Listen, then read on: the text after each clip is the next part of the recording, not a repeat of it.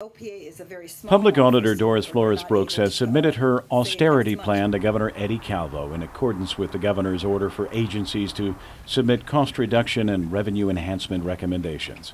As a small agency, there is not much savings to be had at the Office of Public Accountability. What we have offered to do is freeze employment, and that's the biggest portion, and that would result, at least for the remainder of the fiscal year, for at least $71,000.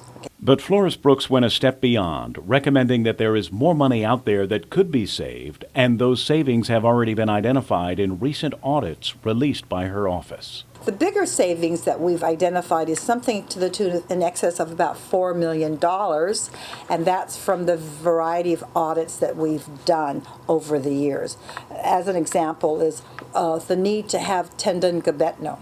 Tendon gabetno is a sub-portion of GSA that supplies office supplies for various entities. When we last looked at that, they weren't even collecting the money from the entities, and therefore DOA was absorbing that cost. The public auditor is also recommending a 10% reduction in overtime hours, which has been running at about $6 million annually for the fire, police, and corrections departments alone, and enforcing the unenforced restrictions on GUAM vehicle usage to ensure that they're only used for government and not personal business.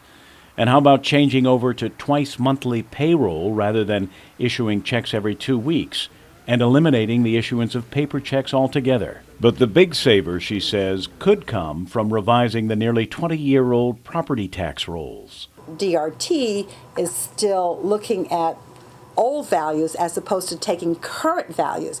We know that the rest of the government, the island-wide, it's going to be hard to upgrade, but what about new homes, new construction? Shouldn't that be based on current values as opposed to old 95 values? It might be difficult to do, but a revaluation of property tax rolls has the potential to bring in millions of dollars in revenue.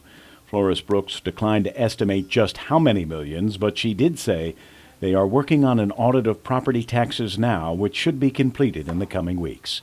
Kevin Kerrigan, PNC News.